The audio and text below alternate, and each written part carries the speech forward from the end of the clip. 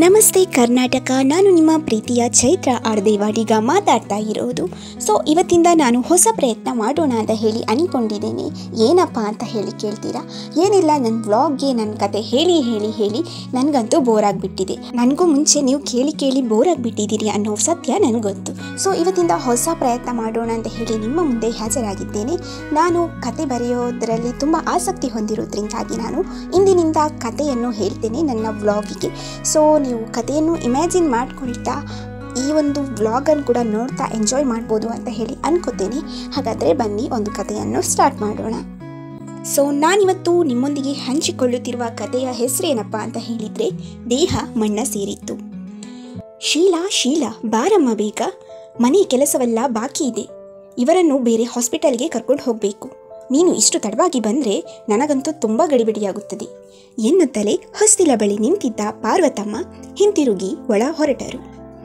ಪಾರ್ವತಿಯ ಪತಿರಾಯರು ದೇಹದಲ್ಲಿ ಶಕ್ತಿ ಇರುವ ಕಾಲಕ್ಕೆ ಒಬ್ಬ ಒಳ್ಳೆ ಬ್ಯಾಂಕ್ ಮ್ಯಾನೇಜರ್ ಎಂಬ ಹೆಸರು ಗಳಿಸಿದ್ದರು. ಈಗಂತೂ ಅವರಿಗೆ ಹೆಸರಿಗಿಂತ ಆರೋಗ್ಯವೇ ಮುಖ್ಯ ಎಂದು ತಿಳಿಯುವ ವಯಸ್ಸಾಗಿದೆ. ಇನ್ನು ಶೀಲಾ ಬಗ್ಗೆ ಹೇಳಬೇಕಾದರೆ ಅವಳು ಇವರು ಕೊಡುವ ಸಂಬಳದಲ್ಲೇ ಜೀವನ ಸಾಗಿಸುತ್ತಿದ್ದಳು. ಪಾರ್ವತಮ್ಮನವರ ಮನೆಯ ವಾತಾವರಣವಂತೂ ತುಂಬ ಸೊಗಸಾಗಿತ್ತು. ಸುತ್ತಲೂ ತಂಪಾದ ಪರಿಸರ, ಅವರ ಮನೆಯ ಮಹಡಿಯಲ್ಲೂ ಪ್ರಕೃತಿಯ ಅದ್ಭುತ ಕಾಣುತ್ತಿತ್ತು. ಹೂಕುಂಡದಿ ಹೂಗಳೆಲ್ಲ ನಗೆಜೆಲ್ಲುತ್ತಾ ನಿಂತಿದ್ದವು. ಎಲ್ಲವೂ ಚೆನ್ನಾಗಿಯೇ ಇದೆ. ಆದರೂ ಆ ವೃದ್ಧ ದಂಪತಿಗೆ ಮಗನೊಂದಿಗೆ ಸಮಯ ಕಳೆಯುವ ಅವಕಾಶವಿರಲಿಲ್ಲ. ಹೋಲಿಸಿ ಹೇಳಬೇಕಾದರೆ ದಶರಥನ ಪಾಡು ಎನ್ನಬಹುದು. ಲಂಡನ್ನ ಟಾಪ್ ಕಂಪನಿಯೊಂದರಲ್ಲಿ ಕಾರ್ಯನಿರ್ವಹಿಸುತ್ತಿದ್ದ ಮಗ ಅಲ್ಲೇ ಪ್ರೀತಿಸಿ ಅಲ್ಲೇ ಸೆಟಲ್ ಆಗಿಬಿಟ್ಟಿದ್ದ. 5 ವರ್ಷಕ್ಕೊಮ್ಮೆ ಬರುತ್ತಿದ್ದ. ಇದುವರೆಗೂ ಆ ವೃದ್ಧ ದಂಪತಿಗಳು ತಮ್ಮ ಮೊಮ್ಮಕ್ಕಳ ಮಾತನಾಡಿಸಿ ಮುಟ್ಟಿ ಮುದ್ದು ಮಾಡಿದ್ದೇ ಇಲ್ಲ. ಬರೀ ಫೋಟೋದಲ್ಲಿ ಮಾತ್ರ ನೋಡಿದ್ದರು. ಪಾರ್ವತಮ್ಮನಿಗಂದು ತನ್ನ ಗಂಡನೊಂದಿಗೆ ಹೆಲ್ತ್ ಚೆಕಪ್ ಮಾಡಿಸಲೆಂದು ಹಾಸ್ಪಿಟಲ್ಗೆ ಹೋಗಬೇಕಿದ್ದ ಕಾರಣ ಶೀಲಾಳಿಗೆ ಮನೆಯ ಪೂರಾ ಜವಾಬ್ದಾರಿಯನ್ನು ವಹಿಸಿ ತಮ್ಮ ಕೋಣೆಗೆ ಹೋಗಿ ಸಿದ್ಧವಾಗತೊಡಗಿದರು. ಪಾರ್ವತಮ್ಮನ ಪತಿಯಾದ ರಾಘವೇಂದ್ರ ರಾಯರು ಸಹ ಹೊರಡಲೆಂದು ಕೋಣೆಯೊಳಕ್ಕೆ ಹೋದವರೇ ದಿಢೀರನೆ ಕುಸಿದು ಬಿದ್ದರು. ಮೊದಲೇ ಹಾರ್ಟ್ ಪೇಷಂಟ್ ಆಗಿದ್ದ ಸ್ವಾಮಿಯವರ ಈ ಪರಿಸ್ಥಿತಿ ಕಂಡು ಪಾರ್ವತಮ್ಮನವರು ಗಾಬರಿಯಿಂದ ಓಡಿ ಬರುವ ಸಮಯಕ್ಕೆ ಕಾಲು ಜಾರಿ ತಲೆಯು ಮಂಚದ ಕೈಗೆ ಡಿಕ್ಕಿ ಹೊಡೆಯಿತು. ಮನೆಯ ತುಂಬ ಸ್ಮಶಾನ ಮೌನ ಆವರಿಸಿತು. ದಂಪತಿಗಳ ದಿಢೀರ್ ಅಗಲುವಿಕೆ ವಿಚಾರವು ಮಗನ ಕಿವಿ ತಲುಪಿದರೂ ಸಹ ಕಾಲುಗಳು ದೇಶಕ್ಕೆ ಮತ್ತೆ ಹಿಂತಿರುಗಿ ಸಂಸ್ಕಾರ ನೆರವೇರಿಸುವ ಗೋಜಿಗೆ ಹೋಗಲಿಲ್ಲ. ಕಾಲ ಕಳೆದಿತ್ತು, ದೇಹ ಮಣ್ಣ ಸೇರಿತ್ತು. ನೆನಪಾಗಿ ಮಗವು ಛಾಯಾಚಿತ್ರದೊಳ ಸೇರಿತ್ತು. ಇದಾಗಿತ್ತು ಇವತ್ತಿನ ಎಮೋಷ್ನಲ್ ಕತೆ. ನಿಮಗೆ ಇದು ಇಷ್ಟ ಆಯಿತು ಇಲ್ವೋ ನನಗೆ ಕಮೆಂಟ್ ಮಾಡಿ ಕೂಡ ತಿಳಿಸಬಹುದು. ಏನಾದರೂ ಚೇಂಜಸ್ ಮಾಡ್ಕೊಳ್ಬೇಕು ಅಂತ ಹೇಳಿ ಇದ್ದರೆ ನಾನು ಖಂಡಿತವಾಗ್ಲೂ ಚೇಂಜಸ್ ಮಾಡ್ಕೋತೇನೆ. ಬನ್ನಿ ಸ್ವಲ್ಪ ಮಾತುಕತೆಯನ್ನು ಕೂಡ ಆಡ್ಕೊಂಡು ಬರೋಣ. ಯಾಕಂತ ಹೇಳಿದರೆ ತುಂಬಾ ದಿನ ಆಗಿತ್ತು ನಿಮ್ಮೊಂದಿಗೆ ನನ್ನ ಮೆಮೊರೀಸ್ಗಳನ್ನು ಶೇರ್ ಮಾಡಿದೆ. ನನ್ನ ಕೂಕು ಬೆಕ್ಕು ನನ್ನಿಂದ ಅಗಲಿ ಹೋದ ಮೇಲೆ ಈ 2 ಬೆಕ್ಕುಗಳ ಎಂಟ್ರಿ ನನ್ನ ಜೀವನದಲ್ಲಿ ಆಗಿತ್ತು ಅನ್ನೋ ವಿಷಯ ನಿಮಗೆಲ್ಲರಿಗೂ ಗೊತ್ತೇ ಇದೆ, ನೀವು ಈ ಹಿಂದೆ ವಿಡಿಯೋಸ್ಗಳನ್ನು ನೋಡ್ತಾ ಇದ್ದಿದ್ದರೆ. ಈಗ ಇವರು ಕೂಡ ಅದೇ ರೀತಿಯಾಗಿ ನನ್ನೊಂದಿಗೆ ಅಡ್ಜಸ್ಟ್ ಆಗಿದ್ದಾರೆ.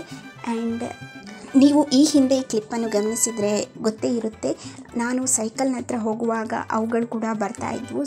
ನನ್ನನ್ನು ಸೈಕಲ್ವರೆಗೆ ಡ್ರಾಪ್ ಮಾಡಿ ಅದಾದಮೇಲೆ ಸ್ವಲ್ಪ ಹೊತ್ತಾದಮೇಲೆ ಮನೆಗೆ ಮರಳ್ತಾವೆ ಅವುಗಳು. ನಾನು ನನ್ನ ಪಾಡಿಗೆ ಸೈಕಲ್ನಲ್ಲಿ ಮುಂದುವರಿತೇನೆ. ಇದನ್ನು ಕೂಕು ಕೂಡ ಮಾಡ್ತಾ ಇತ್ತು. ಇವುಗಳು ಕೂಡ ಅದನ್ನು ಅನುಸರಿಸ್ತಿರೋದು ನನಗೊಂಥರ ಖುಷಿಯ ವಿಚಾರ ಅಂತಲೇ ಹೇಳ್ಬೋದು. ಆ್ಯಂಡ್ ಇವುಗಳು ತುಂಬ ಅಂದರೆ ತುಂಬಾ ನೀರಲ್ಲಿ ಆಟ ಆಡ್ತದೆ ಅಂತಲೇ ಹೇಳ್ಬಹುದು. ಒಂಥರ ನೋಡೋಕ್ಕೆ ತುಂಬಾ ಖುಷಿಯಾಗುತ್ತೆ. ತುಂಬಾ ಬೋರಿಂಗ್ ಫೀಲ್ ಆಗ್ತಾ ಇತ್ತು. ಆದ ಕಾರಣ ನಾನು ಸ್ವಲ್ಪ ನನ್ನ ರೂಮನ್ನು ರೀಕ್ರಿಯೇಟ್ ಮಾಡೋಣ ಅಂತ ಹೇಳಿ ಹೊರಟಿದ್ದೆ. ಡೆಕೋರೇಷನ್ಗೆ ಏನೆಲ್ಲ ಪ್ರಿಪ್ರೇಷನ್ ಮಾಡಬೇಕು ಅದೆಲ್ಲ ಪ್ರಿಪೇರ್ ಮಾಡಿಕೊಂಡೆ. ಯಾವ್ಯಾವ ಐಟಮನ್ನು ಎಲ್ಲೆಲ್ಲಿಂದ ಬದಲಾಯಿಸಬೇಕು ಎನ್ನುವುದನ್ನೆಲ್ಲ ನೋಡಿಕೊಂಡು ಪ್ಲ್ಯಾನಿಂಗ್ಸ್ಗಳನ್ನೆಲ್ಲ ಮಾಡಿಕೊಂಡೆ. ಬಟ್ ತುಂಬ ದೊಡ್ಡ ಪ್ರಾಬ್ಲಮ್ ಏನಂತ ಹೇಳಿದರೆ, ಈ ವಾಲ್ ಡೆಕೋರೇಷನ್ ಮಾಡಿರ್ತೇನಲ್ವ ಅದನ್ನು ತೆಗಿಬೇಕಾದ್ರೆ ಕೂಡ ಎಲ್ಲ ಮತ್ತೆ ಹಾಳಾಗುತ್ತೆ. ಅದನ್ನು ಸರಿ ಮಾಡಬೇಕಾದ್ರೆ ಮತ್ತೆ ಏನಾದರೂ ಆಲ್ಟ್ರೇಷನ್ ಮಾಡಬೇಕಾಗ್ತದೆ.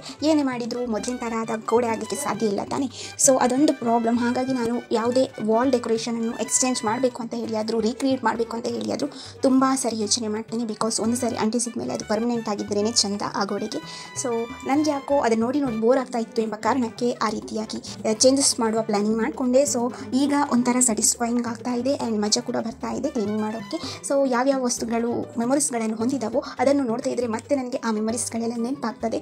ನಾನು ವಾಲ್ ಪೇಂಟಿಂಗ್ ಮಾಡ್ತಾ ಇದ್ದೇನೆಲ್ಲ, ಸೊ ಅದರ ಕೆಲಸ ನಿಧಾನಗತಿಯಲ್ಲಿ ಸಾಗ್ತಾ ಇದೆ. ಬಟ್ ಬೇಗನೆ ಕಂಪ್ಲೀಟ್ ಮಾಡಬೇಕು ಅಂತ ಹೇಳಿ ಪ್ರಯತ್ನ ಪಡ್ತಾ ಇದ್ದೇನೆ. ಈಗ ರೂಮ್ಗೆ ಕೂಡ ಅದೇ ರೀತಿಯಾಗಿ ಮಾಡೋಣ ಅಂತ ಹೇಳಿ ಪ್ಲ್ಯಾನ್ ಮಾಡ್ತಾ ಇದ್ದೇನೆ. ಸೊ ಹಾಗಾಗಿ ಎಷ್ಟು ಟೈಮ್ ಹಿಡಿಯುತ್ತೋ ಗೊತ್ತಿಲ್ಲ ನಿಮಗೆ ಪೂರಾ ವೀಡಿಯೋಸ್ಗಳನ್ನು ತೋರಿಸಲಿಕ್ಕೆ. And finally thank you.